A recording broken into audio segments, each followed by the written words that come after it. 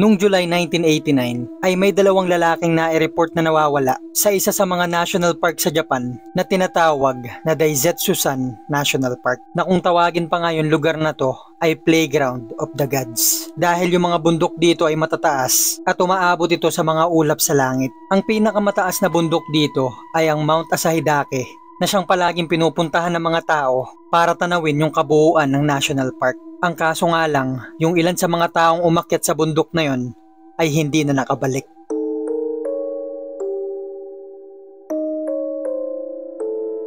Ang kwento na to ay nagsimula nung may dalawang lalaking nawala dun sa national park. Na-rescue din naman sila ng mga pulis at rescuer dahil nung nasa helicopter sila ay may nakita silang malaking SOS na sign. At malapit dito ay natagpuan nila yung dalawang lalaki. Pero nung tinanong na nila yung dalawa na to, ang sabi nila ay hindi daw sila yung gumawa nung malaking SOS sign na yon. Kung sino man yung gumawa nito, 40 taon na ang nakakalipas ay wala pa rin nakakaalam. Bukod pa dito, may tape recording na natagpuan dun sa lugar at nung pinlay nila to ay meron ditong message mula sa lalaking humihingi ng tulong na hanggang ngayon ay hindi rin malaman kung sino to.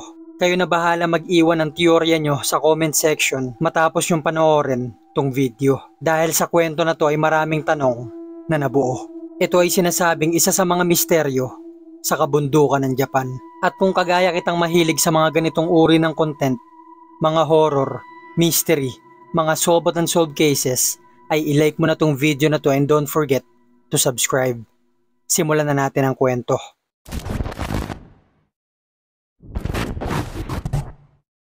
Noong July 24, 1989 ay may dalawang lalaking nakatira sa Tokyo ang nagpunta sa Daisetsu-san National Park para akyatin yung ilan sa mga bundok dito. Hanggang sa nakarating sila sa Mount Kurodake at ang susunod na bundok na aakyatin nila ay ang pinakamataas dito, ang Mount Asahidake. Para dito ay matanaw nila yung kabuuan ng National Park. Yung papaakyat ng bundok na to ay wala masyadong puno, so puro bato lang yung nasa paligid, kaya hindi masyadong kita yung mismong daanan paakyat. Pero napaalalahanan naman sila na sa pag-akyat nila ay may makikita sila ditong malaking bato na tinatawag na safe rock. At mula dito ay makikita na nila yung mismong daan paakyat. Pero maraming tao ang nawawala dito dahil may isa pang malaking bato din silang madadaanan na halos katulad nung safe rock. Ang tawag naman sa malaking bato na yon ay false safe rock. At nung nadaanan na nga ito ng dalawang lalaking hiker mula sa Tokyo dahil wala man lang sign dito o senyales na ito pala yung peking safe rock, at nung may nakita nga yung dalawang lalaki na daanan malapit dito, ayun yung sinundan nila. At yung trail na yun ay pababa ng bundok. Hindi na nila napansin na pababa na pala sila ng bundok sa pag-aakalang tama yung dinadaanan nila. At lumipas pa ang ilang oras na paglalakad ay natagpuan na lang nila yung sarili nila sa gitna ng nagtataasang puno ng mga kawayan. At kapag nasa loob ka na nung kawayanan na yon, ay imposible mo nang makita kung saan ka dapat dumaan. Dahil napakakapal nga ng mga puno ng kawayan dito. Bukod pa dito natatakpan din yung sinag ng araw. Talagang pag nasa loob ka nito, iisipin mo na trap ka na. Pero sinubukan pa rin nilang maglakad-lakad at mag-ikot. At hanggang sa tuluyan na nga silang naligaw. Makalipas ang ilang oras na dapat ay nakabalik na tong dalawa, yung mga kaibigan at kamag-anak nila ay humingi ng tulong sa mga pulis para tulungan silang hanapin yung dalawang hiker. Dito ay may mga volunteer, mga rescuer at may mga naka-helicopter ang naghanap sa kanila. Hanggang yung isa sa mga helicopter ay may nakitang malaking sign sa isang parte ng kabundukan at makapal na kawayanan na SOS, kaya naman dito sila nagpunta at nagsimula maghanap. Basa yung lupa at maputik sa lugar na to kaya medyo mabagal yung paghahanap nila. At hanggang makalipas ang ilang oras ay may dalawang lalaking lumabas sa kawayanan dito na pagod, hingal na hingal at napakadumi. At ayun na nga yung dalawang hiker na taga Tokyo na hinahanap nila. Agad silang binaba dun sa bundok, dinala sa ospital para i-check kung may mga sugat ba tong mga to o kailangan ng medical attention. Pero okay naman pala yung dalawa, kailangan lang ng tubig, kain at pahinga. Dito ay parang tapos na yung kwento. May dalawang hiker na nawala sa bundok, nagkamali ng liko at natagpuan din naman. Pero nung pumunta yung mga pulis at rescuer sa ospital na kinaroroonan ng dalawang hiker para tanungin sila kung ano nangyari, ba't sila napunta sa lugar na yon, at doon na rin nila nalaman na yung false safe rock pala yung nasundan nila. Dagdag naman ng mga pulis, buti na isipan nilang gumawa ng malaking SOS sign dahil kung hindi nila yung ginawa baka nahirapan sila o baka hindi na nila nalaman kung saan sila napunta. Pero nagkatinginan lang yung dalawang hiker, sabay sabing hindi daw sila yung gumawa ng SOS sign na yun. Makalipas ang ilan pang pagtatanong ay nakumpirma ng mga pulis na hindi nga yung dalawa na yon yung gumawa ng SOS sign. Ang ibig sabihin lang nito ay may iba pang taong nangangailangan ng tulong dun sa lugar. Kaya naman yung mga pulis at yung mga rescuer ay naghanda kaagad para bumalik dito. Kinabukasan ng umaga, so July 25, 1989, ay bumalik sila kung saan nakita yung SOS na sign, at pagdating nila dito ay inikot nila yung paligid ng lugar kung saan sila nakakita ng ilang nagkalat na buto ng tao. May mga marka ito ng kagat ng hayop, hindi malaman kung nangyari ba to nung buhay pa yung tao o nung patay na siya. Yung isa sa mga rescuer naman ay nakakita ng isang butas sa ilalim ng puno. Butas ito na isang tao lang ang kasya. At nung sinilip nila yung loob ay kinilabutan sila sa nakita nila. Dito ay may nakita silang bungo ng tao, backpack, notebook, tapes, tape recorder, 2 camera at sapatos pang basketball. At nakakita rin sila dito ng driver's license o lisensya. Ang pangalan na nakalagay dito ay Kenji Iwamura na nai-report na nawawala 5 taon na ang nakakalipas noong July 10, 1984. Ang huling balita kay Kenji ay nag-hiking siya sa Mount Asahidake kung saan siya nawala. Ang pinagtataka ng mga pulis ayon sa nag-examine sa mga butong nakuha nila ay buto ito ng isang babae. At ang edad daw nito bago mamatay ay 20 to 40 years old. At ang blood type ay type O. So hindi ito buto ni Kenji Iwamura. Noong 1984, si Kenji Iwamura ay tumutuloy sa isa sa mga hotel malapit sa Mount Asahidake. At isang beses ay nagpaalam itong si Kenji sa may-ari ng hotel na mag-hiking lang daw siya. Makalipas ang ilang araw na dapat mag-check out na si Kenji dun sa hotel, ay hindi to bumaba para mag-check out. Kaya't ang ginawa ng may-ari, pumunta dun sa kwarto ni Kenji, kinatok niya to pero walang sumasagot sa loob. Makalipas ang ilang minuto, napagdesisyon na ng may-ari na kunin yung kopya ng susi niya ng kwarto at nung binuksan niya to, wala dito si Kenji pero yung mga gamit nito ay nasa loob pa. At mukhang ilang araw na tong hindi umuwi. Ang huling naaalala ng may-ari ay nagpaalam ito mag-hiking. Kaya't naisip na ng may-ari na humingi ng tulong sa mga pulis para hanapin si Kenji. Agad naman sila nagpuntahan dun sa bundok at sa paligid nito. At makalipas ang ilang araw nung wala silang makitang senyales kung saan ito nagpunta, ay itinigil din nila yung paghahanap. At mula nun yung mga magulang ni Kenji ay hindi na nalaman kung ano nangyari sa anak nila. Hanggang sa lumipas nga yung 5 taon noong 1989, nung natagpuan nila yung bag nito at yung tape recording sa bag niya, ay sinubukan nila tong i-play at meron ditong recording ng isang lalaki na humihingi ng tulong na parang pagod na pagod siguro o takot na pinaniniwalaan ng mga pulis na ito yung may-ari ng driver's license na si Kenji. Ang sabi niya dito ay tulungan niyo ako, hindi ako makaalis o hindi ako makagalaw, nasa bangin ako, SOS tulungan niyo ako. Nandito ako sa lugar kung saan ko unang nakita yung helicopter. Hindi naman ako makaakyat dahil masyadong mataas yung puno ng kawayan. Pakiusap tulungan niyo ako at iangat niyo ako dito. Mahigit 2 minuto yung recording. Ito yung ilang part nung recording na yun.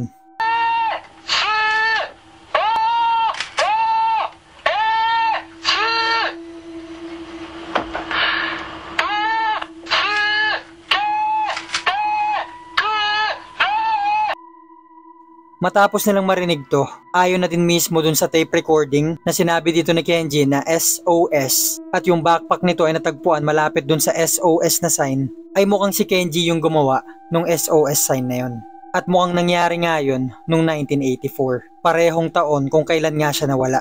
At dahil na rin dito ayon sa mga pulis ay naresolban na nila yung misteryo kung sinong bumuo nung SOS sign. Pero ang tanong ngayon na kailangan sagutin at trabahuhin ng mga pulis, anong nangyari at kung nasaan si Kenji Iwamura. Kaya't patuloy pa sila nag-search dun sa paligid ng SOS at sa mga kalapit na bundok nito na maaaring lugar kung saan siya naipit. At makalipas ang ilang araw, wala silang makitang senyales kung saan ito napunta. Yung balita na to ay mabilis na kumalat sa bansang Japan at patuloy nilang pinipressure yung mga pulis na hanapin kung saan napunta si Kenji o kahit man lang yung bangkay nito para man lang mabigyan ng sagot yung mga magulang niya kung anong nangyari sa anak nila. Lumipas pa ang ilang buwan ay wala pa rin nagiging balita pero patuloy pa rin yung mga tanungan ng mga tao na kung ano nga kaya nangyari kay Kenji at kung saan ito napunta. Hanggang sa patuloy na pag-iimbestiga ng mga pulis ay may nadiskubre sila at binalita nilang nasolve na nila kung ano nangyari kay Kenji Iwamura na 5 taon na nung nawala. Way back nung 1984, nung araw na umalis si Kenji dun sa hotel, nagpaalam siya dun sa may-ari na mag-hiking lang daw siya sa Mount Asahidake. At nung araw din na yun ay nag-hiking siya hanggang sa nakarating siya dun sa Safe Rock. o sa inakala niyang safe rock. Dahil malamang sa nangyari, ang sinundan niyang daanan ay nagmula dun sa false safe rock kung saan siya napunta sa Kawayanan. Nakagaya nung nangyari dun sa dalawang hiker na mula sa Tokyo makalipas ang 5 taon. So malamang sa nangyari, pinilit makaalis ni Kenji dun sa Kawayanan hanggang sa na-realize niyang naliligaw na siya. Sinubukan niyang bumalik kung saan siya dumaan, bumaba siya ng bumaba ng bundok hanggang sa naipit na nga siya sa isa sa mga bangin dito. Bangin kung saan hindi na siya makaakyat dahil ang sabi niya dun sa recording ay masyado na mataas yung puno ng kawayan at yung bangin naman ay masyado sigurong malalim para makababa siya. At sa lugar na yun, panigurado dun siya naghintay at umasa na merong taong magre-report ng pagkawala niya at matagpuan siya ng mga rescuer na sana bago man lang siya mamatay. At sa paghihintay niya nga ay may dumaan dito na helicopter na nabanggit niya nga dun sa recording. Sigaw siya ng sigaw at humihingi siya ng tulong sa pag-asang makita siya ng mga nakasakay dun sa helicopter. Pero ang mukhang nangyari ay nilagpasan lang siya ng helicopter na yon at hindi siya nakita. Naghintay siguro si Kenji ng ilang araw dun sa pwesto na yon sa pag-asang humingi ng tulong yung mga taong nakasakay dun sa helicopter para ma-rescue siya. Pero lumipas pa ang ilang araw at ilan pang araw ay hindi na to bumalik. Hanggang sa naisip niya na kung hindi siya gagawa ng paraan para makaalis dun sa pwesto na yon ay dun na siya mamamatay. At dun niya na nga rin ginawa yung pag-record dun sa boses niya na siyang napakinggan ng mga pulis. At panigurado ang ginawa ni Kenji nung na-realize niyang doon na siya mamamatay ay pinilit niya makababa sa bangin na yon ng dahan-dahan para hindi siya malaglag at mukhang tagumpay niya tong nagawa. At patuloy siya naglakad pabalik kung saan siya nanggaling at hanggang sa nakarating siya dun sa lugar na walang mga puno kung saan kitang-kita siya kung may helicopter man o eroplanong dadaan.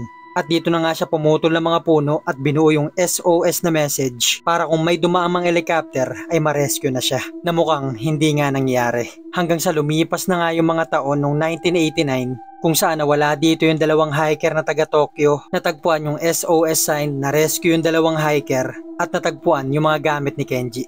At yung mga buto na natagpuan nila ay hindi daw pala buto ng isang babae kundi mga buto ng isang lalaki. Hindi naman nirelease ng mga pulis kung anong ikinamatay ni Kenji o kung nalaman ba ng mga pulis kung anong ikinamatay niya. Matapos ng mabalita ito ay isinarado na ng mga pulis yung kaso sa pagkawala ni Kenji. Pero yung mga taong tumutok sa kwento na to ay hindi naniniwala sa sinabi ng mga pulis. Ang tingin ng iba, yung mga buto na yun ay buto talaga ng isang babae. Pero dahil wala sila makitang kaso na pagkawala ng babae sa lugar na yon at para matapos na rin yung pressure ng mga tao sa kanila, ay ibinalita na lang na nire-examine nila yung mga buto na yon at nalaman nilang kay Kenji pala yun. Bukod pa rito, napakaraming butas at tanong na inakala noon ng mga tao ay iimbestigahan ng mga pulis. Pero yung mga sumunod pa na buwan at taon ay wala na sila naging balita sa kaso na to. At yung mga tanong na yon ay hindi lang basta pwede baliwalain dahil isa ito sa mga malalaking kwento sa bansang Japan. At yung isa sa mga tanong na to, paanong nagawa ni Kenji mag-isa yung SOS sign na yon dahil yung mga kahoy na ginamit para gawin yun ay puno na tinatawag na birch tree. Hindi sanga kundi yung mismong puno. 19 na piraso ito na magkakaparehas ng haba at taba. Bawat letra ng SOS ay 16 na talampakan yung haba at 10 talampakan naman yung taba. Ang isa pa sa napansin dito ay malinis yung pagkakaputol sa bawat puno na yon na parang may ginamit ditong malaking gamit para putulin yung bawat isa. Ang isa pa sa nakapagtataka dito, yung pwesto kung saan natagpuan yung SOS na sign ay 30 talampakan yung layo kung saan ka makakakuha ng birch tree. So bukod sa pagtatrabaho ni Kenji sa pagputol ng mga puno na yon, ay hihilahin niya pa to ng halos 100 metro at ipoposisyon ng SOS na message na sa pagputol pa lang ng 19 na puno na yon ay aabuti na siya ng ilang araw. Pagkatapos ay hihilahin niya pa to isa-isa ng napakalayo. Bagay na parang imposible ng paniwalaan na kayang gawin ng isang tao. Kahit pa ng isang taong malakas, malaki ang katawan, kahit pa sanay sa pagbubuhat ng mabibigat na bagay, ay mahihirapan to gawin mag-isa. Kaya para sabihin na si Kenji ang gumawa ng SOS sign na yon ng mag-isa matapos niyang matrap sa kagubatan na yon ng walang maayos na pagkain, walang maayos na inumin dahil paniguradong ilang araw na ang lumilipas o ilang linggo bago maisip gawin ni Kenji yung SOS sign na yon dun sa oras na na-realize niya pa lang na kailangan niya tong gawin kung hindi, dun na siya mamamatay. Nung lumabas yung mga tanong na to ay hindi na naniniwala yung mga tao na si Kenji yung gumawa ng SOS sign at kay Kenji yung mga butong natagpuan ng mga pulis. Bukod pa rito, yung ibang taong nag-examine sa mga buto ni Kenji ay nagsabing masyadong payat at mahina yung mga buto na yun para buhatin ni isa yung mga puno ng birch tree. Bukod pa rito ay walang nakitang palakol o itak dun sa lugar na maaaring ginamit ni Kenji sa pagputol sa mga puno na yun. Malapit dun sa mga buto, malapit dun sa backpack, malapit dun sa message, o kahit pa sa paligid ng lugar ay wala silang nakitang kahit anong gamit na pwedeng ginamit ni Kenji sa pagputol sa mga yon. Pwede rin namang may ginamit si Kenji na palakol dito o itak para putulin yung mga puno, hindi lang talaga ito matagpuan kung nasaan. O kaya naman wala talaga siyang gamit pang putol sa mga puno na yon. Kaya't ang tanong ngayon, paano at sino yung nag-ayos ng SOS sign na yon?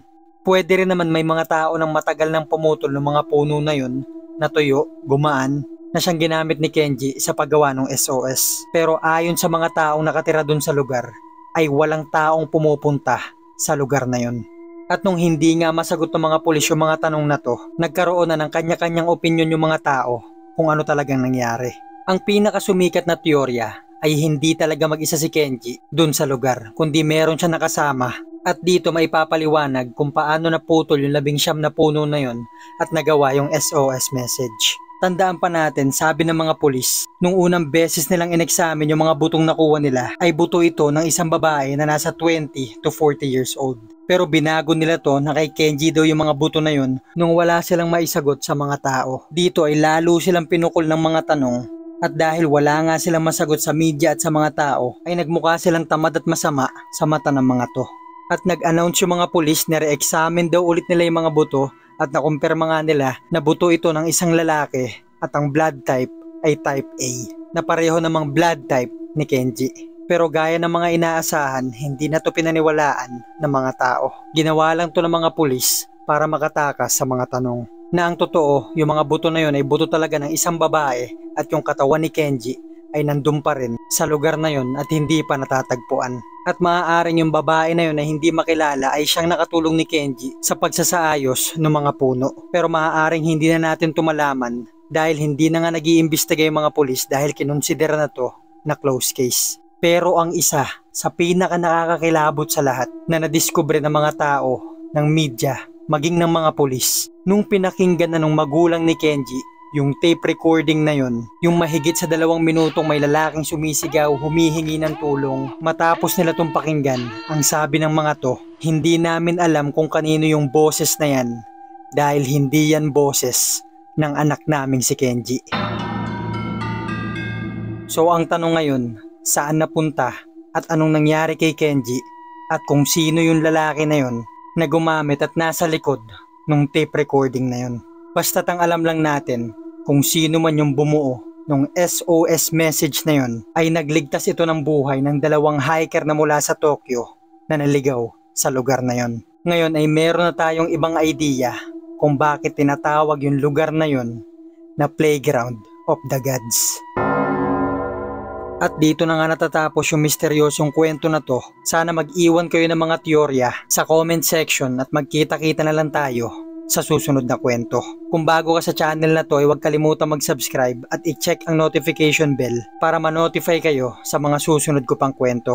At salamat nga pala sa walang sawa niyong suporta.